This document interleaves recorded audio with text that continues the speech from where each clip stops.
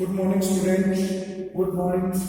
My self Kailash छोटिया, मेरा नाम कैलाश छोटिया है और मैं जो रतनगढ़ का सबसे फेमस स्कूल है, सबसे प्रसिद्ध स्कूल है Shri Raghunath senior secondary school, जिसमें ऑनलाइन क्लासेस चल रही है, उसमें कक्षा 8 में सामाजिक विज्ञान पढ़ा रहा हूँ। जैसा कि बच्चों आपको पता है, हमारा द्वितीय अध्याय चल रहा है, हमारा दूसरा अध्याय है व्यापार से साम्राज्य तक कंपनी अपनी सत्ता कैसे स्थापित करती है, उसके बारे में हम पढ़ रहे हैं।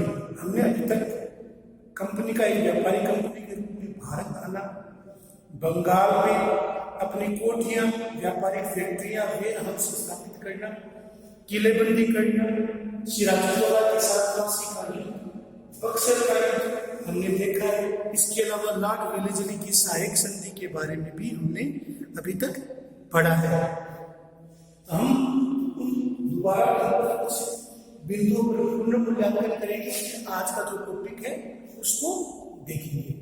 मैंने आपको बताया था कि बक्सर का युद्ध था, वो 1764 में लड़ा गया था, जिसमें अंग्रेजों की तरफ से रॉबर्ट क्लाइव और बंगाल के ओर से मीर कासिम इस युद्ध में लड़ रहे थे, इस युद्ध का नेतृत्व कर रहे थे।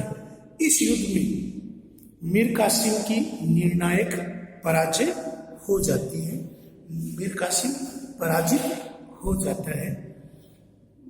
इस युद्ध को जीतने के बाद, क्योंकि पहला जो प्लासी का युद्ध अंग्रेजों ने जालसाजी और चालाकी से जीता था, लेकिन जो बक्सर का युद्ध था वो अंग्रेजों की पूर्ण सैनिक विजय थी। इसके बाद अंग्रेजों को बंगाल जैसा भारत का सबसे समृद्ध राज्य, जिसमें बांग्लादेश, पश्चिम बंगाल, बिहार, उड़ीसा, झारखंड के अधिकतर इलाके आते थे, उस इलाकों पर उनका नियंत्रण स्थापित हो गया। 1765 में मुगल सम्राट ने अंग्रेजों को या कंपनी को बंगाल का दीवानी अधिकार सौंप दिया, या राजस्व वसूली का अधिकार सौंप दिया, जिसके तहत कंपनी ने राजस्व वसूली के लिए अलग अलग पद्धतियां अपनाई। बंगाल पर नियंत्रण होने से सीधा हुगली नदी और बंगाल की खाड़ी पर भी अंग्रेजों का नियंत्रण हो गया।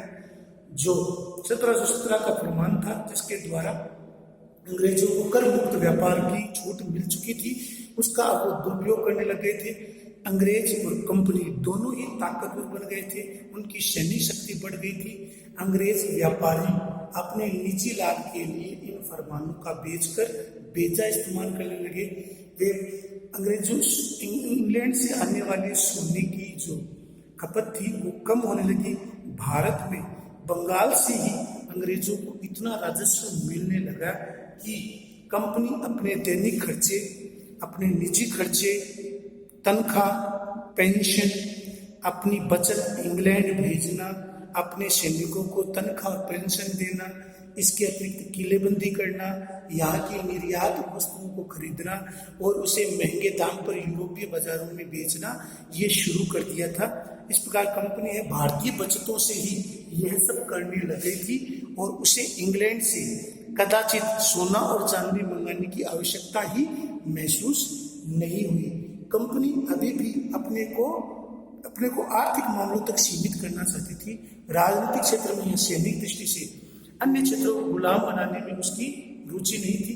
कंपनी हमेशा कूटनीतिक प्रयासों से कंपनी को सीधे किसी राज्य पर नियंत्रण नहीं करना चाहती थी, बल्कि अप्रत्यक्ष रूप से कूटनीति, जालसाजी या अप्रत्यक्ष रूप से कंपनी है वो किसी भी राज्य पर अपना नियंत्रण स्थापित कर रही थी, किसी भी राज्य पर अपना नियंत्रण बना रही थी, किसी भी राज्य को अपने नियंत्रण में ले रही थी। हमने जैसा बच्चों देखा है कि इसके लिए कंपनी ने गुप्त वार्ताओं, बातचीत, फूट डालो राज करो की नीति का पालन किया, जिसके तहत कंपनी ने जो राज्य थे उन राज्यों पर सहायक संधि को थोपने का प्रयास किया। कंपनी का जो गवर्नर जनरल था लॉर्ड वेलेस्ली था, उसने सहायक संधि को प्रणाली को भारत में लागू किया। भारत के राष्ट्र कई बार कंपनी ने रियासतों पर सहायक संधि थोप दी। जो रियासतें इस बंदोबस्त को मान लेती थी उन्हें अपनी स्वतंत्र सेना रखने का इजाजत नहीं थी, उन्हें कंपनी की तरफ से सुरक्षा मिलती थी। लॉर्ड वेलेस्ली 1798 से लेकर 1805 तक कंपनी का बंगाल का गवर्नर जनरल बना। उसने सहायक संधि लागू कर दी। सहायक संधि है उन रियासतों पर लागू कर दी गई थी जो अंग्रेजों के नियंत्रण को स्वीकार कर लेते थे। इन सहायक संधि के अनुसार उस रियासत को या उस राज्य को एक अपने यहाँ एक ब्रिटिश रेजिडेंट की नियुक्ति करनी पड़ती थी। वो ब्रिटिश रेजिडेंट अंग्रेजों का व्यापारिक और राजनीतिक प्रतिनिधि होता था। यह ब्रिटिश रेजिडेंट निश्चित करता था कि अगला नवाब कौन बनेगा, उसकी राजनीतिक गतिविधियां क्या होगी, वो किस प्रकार राज्य पर नियंत्रण करेगा। इसके अलावा उस स्थानीय राजा और रियासत की रक्षा के लिए अंग्रेज ही अपनी एक सेना भेजेंगे। अंग्रेज उस राज्य की सुरक्षा की जिम्मेदारी अपने ऊपर लेंगे, जिसका सैनिकों का खर्चा, उनकी तनख्वाह, उनका रख रखाव और अस्त्र शस्त्रों पर जो लगने वाला खर्च है वो उस संबंधित राज्य को वसूल करना या वसूल किया जाएगा।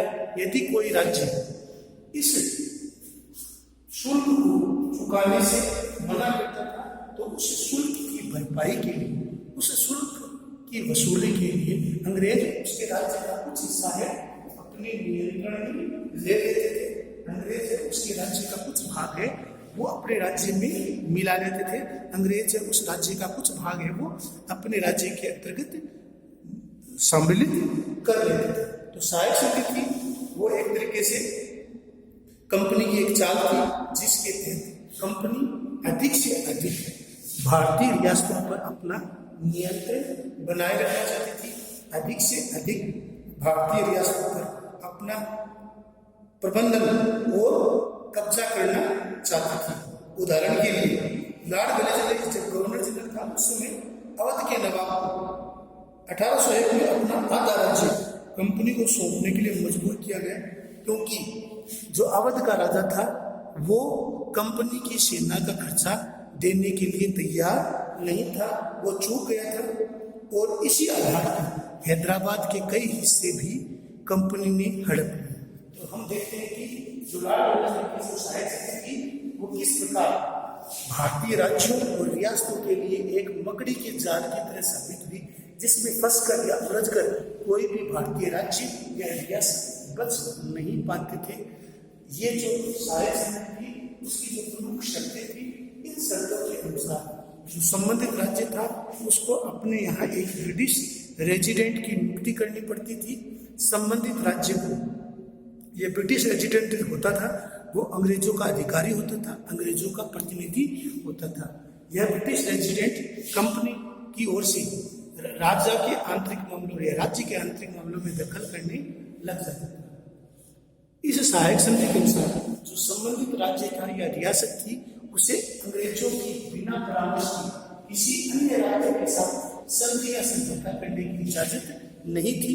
न तो वो सेना का गठन कर सकता था या न सेना का पुनर्निर्माण कर सकता था, वो न ही सेना को दोबारा शुरू कर सकता था।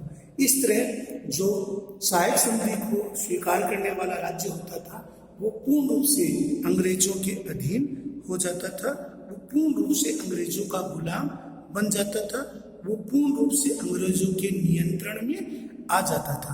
तो सहायक संधि प्रथा को लॉर्ड वेलेस्ली ने शुरू किया था। उसने अवध के राज्य से राजा को दी, अपना राज्य आधा राज्य वो देने के लिए विवश कर दिया, क्योंकि अवध का राजा था वो सेना को खर्च चुकाने से चूक गया था। इसलिए सेना के खर्चे की वसूली के लिए अवध के आधे राज्यों पर ब्रिटिश नियंत्रण हो गया, कंपनी का नियंत्रण हो गया।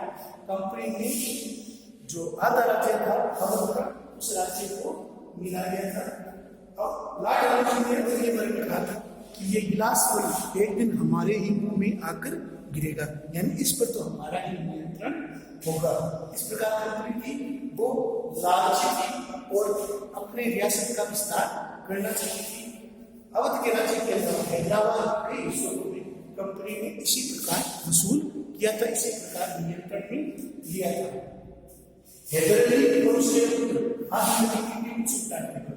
हैदर अली और उसके पुत्र टीपू सुल्तान, जिसका टीपू सुल्तान का शासन काल है वो 1782 से लेकर 1799 तक रहा। उसने मैसूर में एक स्वतंत्र सरकार की स्थापना की थी और मैसूर उनके काल में काफी शक्तिशाली बन गया था। मैसूर था वो वैसे भी समुद्र के किनारे स्थित था। कर्नाटक का अधिकतर क्षेत्र था वो मैसूर में था। कर्नाटक को प्राचीन काल में मैसूर ही कहा जाता था। मालाबार तट कर्नाटक से लगा हुआ है। मालाबार तट नदी का व्यापार वो उस पर व्यापार पर मैसूर के नियंत्रण था, मैसूर का ही आधिपत्य था।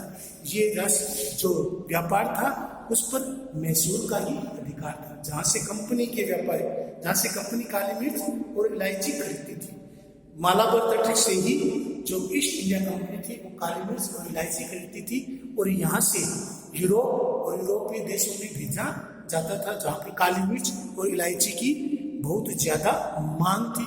1785 में टीपू सुल्तान अपने रियासत में पड़ने वाले 1785 में टीपू सुल्तान ने अपने जो मालाबार तट था उस मालाबार तट के पास जो लगने वाले बंदरगाह थे उनसे लकड़ी, काली मिर्च, इलायची का निर्यात रोक दिया था। इलायची के निर्यात पर प्रतिबंध लगा दिया था। टीपू ने भारत में रहने वाले फ्रांसीसियों से घनिष्ठ संबंध बनाए। टीपू को मानना था कि अंग्रेजों को कमजोर करने के लिए फ्रांसीसियों को साथ मैत्री आवश्यक है। उसने फ्रांसीसियों के साथ घनिष्ठ संबंध स्थापित किए और अपने सेना का आधुनिकीकरण किया। इससे अंग्रेज क्रोधित हो गए, अंग्रेज आग बुला हो गए और उन्होंने हैदर अली और टीपू सुल्तान को बहुत महत्वाकांक्षी, घमंडी और खतरनाक बनाया। उन्होंने हैदर अली और टीपू सुल्तान को बहुत अधिक महत्वाकांक्षी, घमंडी और खतरनाक बताया। अंग्रेजों को लगता था कि ऐसे राजाओं को नियंत्रित करना और उनकी शक्ति को कुचलना बहुत जरूरी है।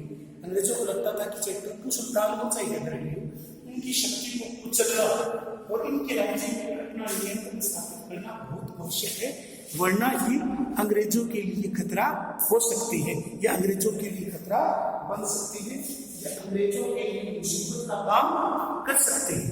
इसलिए अंग्रेजों की मैसूर के साथ चार लड़ाई हुई।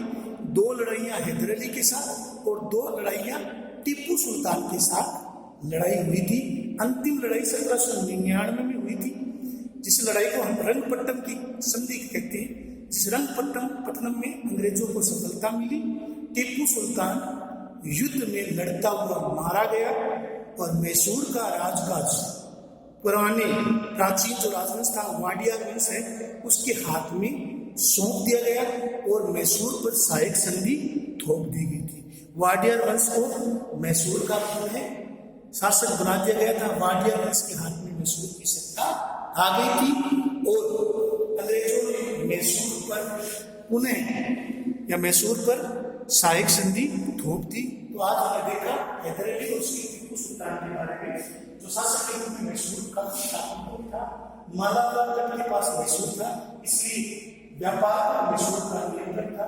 यहाँ से कंपनी काली मिर्च और इलायची खरीदती थी। 1785 में टीपू सुल्तान ने लकड़ी, काली मिर्च, इलायची, मसालों आदि के अपनी कंपनी के क्षेत्र, अपने रियासत के क्षेत्र में आने वाले क्षेत्रों के जो बंदरगाह थे उस पर उन्होंने निर्यात पर रोक लगा दी। टीपू ने भारत में रहने वाले जो फ्रांसीसी थे उनके साथ घनिष्ठ संबंध बनाए और अपनी सेना का भी आधुनिकीकरण किया। अंग्रेज टीपू सुल्तान को चुनौती मानते थे। अंग्रेजों का मानना था कि हैदर अली और टीपू सुल्तान जैसे शासक हैं वो राज्य को नियंत्रित करना और चलना बहुत आवश्यक है। इसके लिए उन्होंने टीपू सुल्तान की शक्ति को नियंत्रित करने और कुचलने के लिए प्रयास शुरू कर दिए थे। अंग्रेजों ने मैसूर के साथ 4 लड़ाइयां लड़ी। इनमें 2 लड़ाइयां हैदर अली के साथ और 2 लड़ाइयां टीपू सुल्तान के साथ लड़ी गई। अंतिम लड़ाई 1799 में हुई, जिसका परिणाम श्री रंगपट्टनम की संधि से हुआ, जिसमें टीपू सुल्तान की हार हुई, अंग्रेजों की जीत हुई। टीपू सुल्तान में लड़ता हुआ मारा गया। टीपू सुल्तान के स्थान पर अब टीपू सुल्तान समाप्त हो गया। टीपू सुल्तान का शासन खत्म हो गया।